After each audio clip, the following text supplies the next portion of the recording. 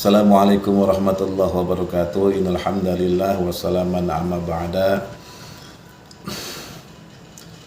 Qala al-mu'allif rahimallahu ta'ala wa nafa'ana bi ilmi fi darin amin. Al-Fatihah.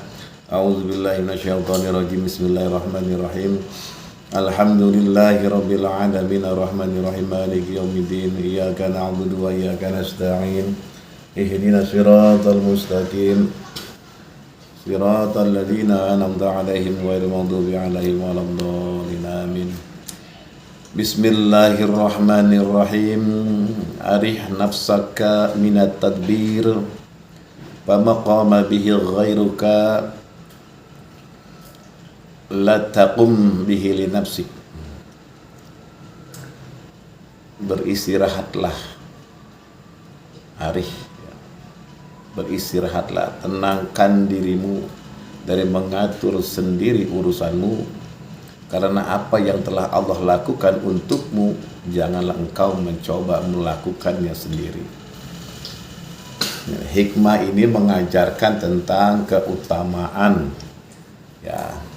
bertawakal kepada Allah dan menghindari sikap terlalu membebani diri dengan urusan yang sudah berada dalam kekuasaan Allah Subhanahu wa ta'ala. Sahabatku yang dimuliakan oleh Allah Subhanahu wa ta'ala, dalam kehidupan kita berkeluarga dan sosial dapat diterapkan dalam konteks kehidupan keluarga dan masyarakat di era modern seperti sekarang ini sahabat-sahabatku yang dimuliakan oleh Allah, dalam kehidupan terkecil kita, yaitu kehidupan keluarga, menghindari overthinking dalam perencanaan rumah tangga. Banyak keluarga modern menghadapi tekanan besar untuk mencapai standar hidup tertentu, seperti memiliki rumah ideal, pendidikan terbaik untuk anak-anak, dan keuangan yang stabil. Hal ini seringkali membuat kepala keluarga merasa cemas berlebihan dan lelah karena terus-menerus mengatur segala sesuatunya sendiri. Setelah berusaha dengan sungguh-sungguh, percayakan hasil akhirnya kepada Allah. Ini hikmahnya, Jadi fokus pada proses tanpa harus memaksakan hasil yang sempurna. Ingat bahwa Allah telah mengatur rezeki dan ujian setiap anggota keluarganya. Ajarkan kepada anggota keluarga untuk hidup dalam kesederhanaan dan rasa syukur. Agar apa? Agar tidak terjebak pada pola hidup konsumtif. Contohnya seorang ayah yang sedang menghadapi PHK tidak perlu merasa seluruh tanggung jawab dunia ada di pundaknya. Ikhtiar dalam mencari rezeki tetap dilakukan, tetapi hati dipenuhi keyakinan bahwa Allah akan memberi jalan.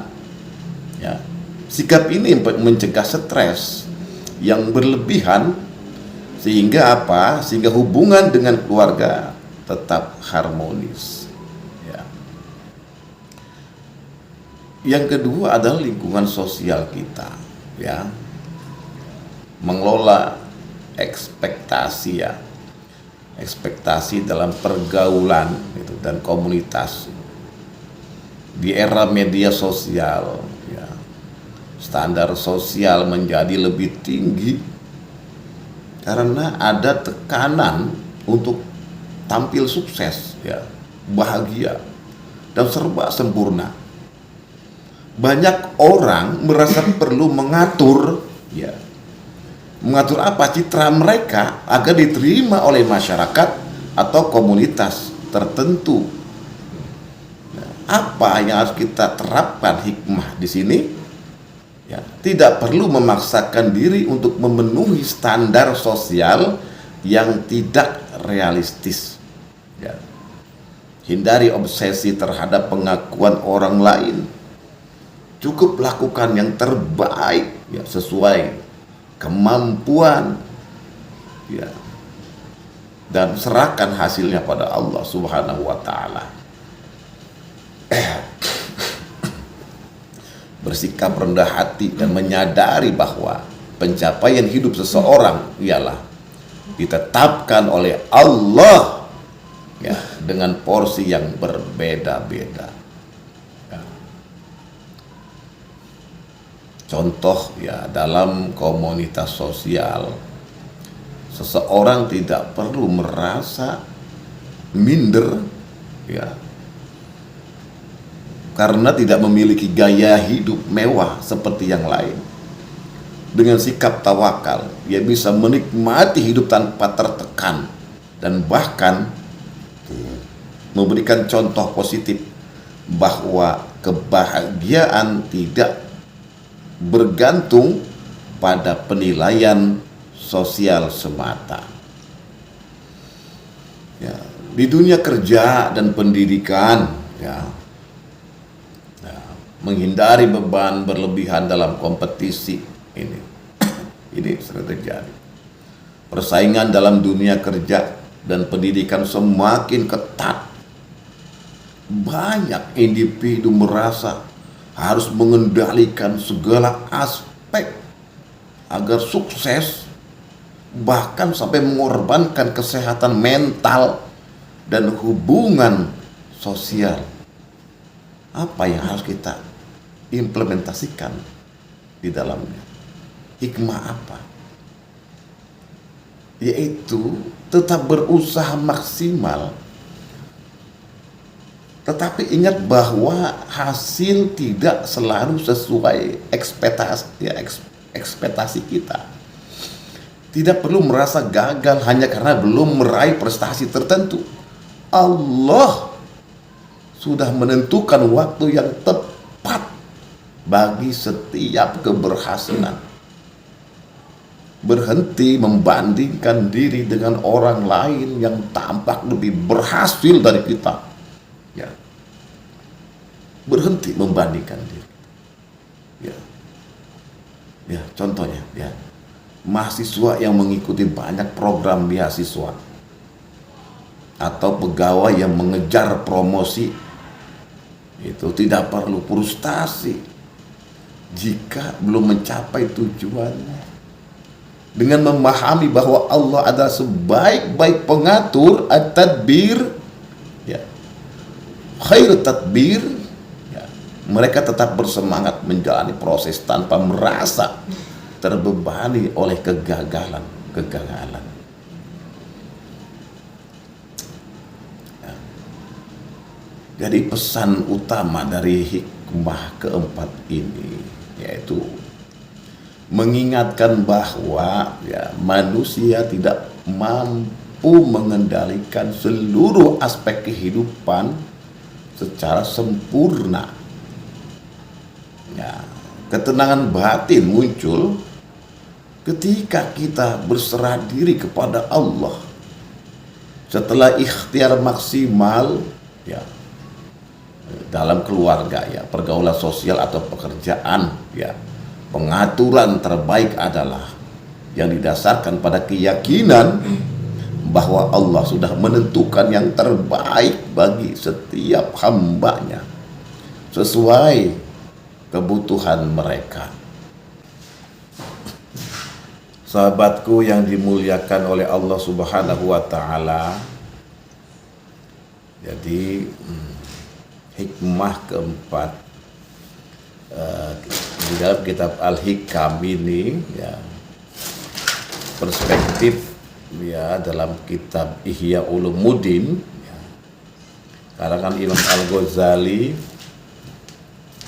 dan perspektif Syekh Ibnu Arabi, ya, tentang tawakal, tadbir, ya, pengaturan urusan, dan penyerahan diri kepada Allah juga menjadi perhatian penting dalam karya-karya beliau, ya. Dan dalam karya-karya tasawuf lainnya, ya. Dalam perspektif Al-Ghazali di dalam kitab Ihya Ulumuddin, ya, Imam Al-Ghazali membahas tawakal secara mendalam, ya, dalam kitab At-Tawakkul, ya. Beliau menjelaskan bahwa tawakal adalah hasil dari keyakinan penuh terhadap Allah dan mencakup 3 pilar utama. Yang pertama adalah ilmu, pengetahuan bahwa Allah adalah pengatur segala sesuatu. Yang kedua adalah al-hal, ya, kondisi batin, ya, berupa kepercayaan penuh kepada Allah setelah berusaha. Yang ketiga adalah amal atau perbuatan, ya, berupa tindakan yang sesuai syariat, ya, tanpa menyandarkan hasil sepenuhnya pada usaha, ya. Imam Al-Ghazali ini mengibaratkan tawakal itu seperti bayi yang sepenuhnya bergantung pada ibunya, ya.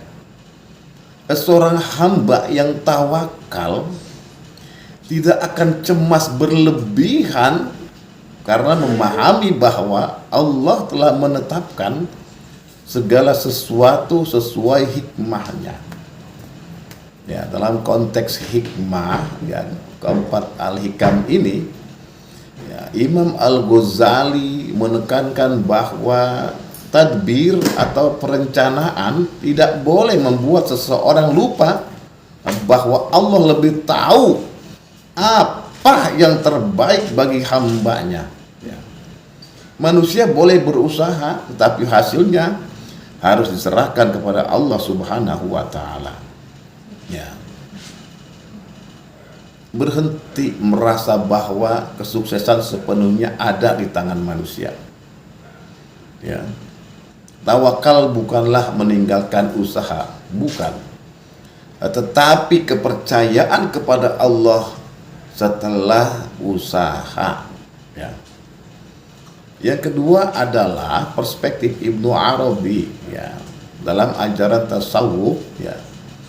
Ibnu Arabi, ya, terutama dalam karyanya, ya, Futuhat Al-Makkiyah dan Fusus Al-Hikam, ya, konsep tadbir dan tawakal ini memiliki makna yang lebih mendalam, ya. Yang pertama adalah tadbir adalah bentuk keterikatan manusia pada dunia material yang membatasi pandangan spiritualnya, ya.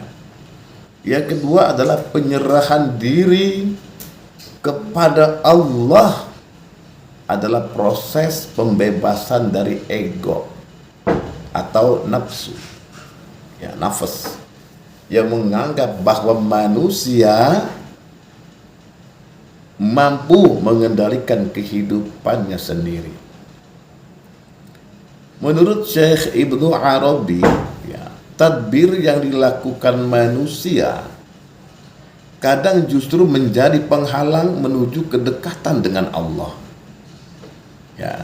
Beliau menekankan konsep fana atau melebur kehendak diri dalam kehendak Allah, ya, sebagai tahap tertinggi dalam tawakal, ya. Ibnu Arabi menjelaskan bahwa manusia harus menyadari bahwa takdir, ya, adalah berjalan sempurna. Ketika seseorang mencoba melawan ketetapan Allah dengan kekhawatiran berlebihan dan ambisi egois, ia justru kehilangan kebahagiaan sejati, ya. Di sini Ibnu Arabi mengajak hamba untuk menyerahkan diri kepada Allah secara total dan tidak terbebani oleh keinginan duniawi. Jadi jangan jadikan perencanaan hidup sebagai penghalang untuk bertawakal kepada Allah Subhanahu wa taala. Ya. Kedamaian sejati hanya akan didapatkan ketika seseorang sadar bahwa ia tidak memiliki kuasa penuh atas kehidupannya, melainkan Allah lah yang sang pengatur segala sesuatu. Allah lah yang mengatur semuanya. Ya. Walhasil Imam Al-Ghazali menekankan bahwa tawakal adalah hasil dari keyakinan penuh kepada Allah setelah usaha. Ya. Ibnu Arabi melihat penyerahan diri kepada Allah sebagai jalan spiritual menuju kebebasan dari ego dan kebergantungan pada dunia. Ya. Keduanya sejalan dengan pesan hikmah keempat Syekh Ibnu Athaillah ini. Ya. Ari nafsaka anit tadbir, ya. Jadi beristirahatlah dari keinginan untuk mengatur segala sesuatu sendiri, karena Allah lah sang maha pengatur yang sempurna. Ya. Mudah-mudahan bisa dipahami. Cukup sekian. Wassalamualaikum warahmatullahi wabarakatuh.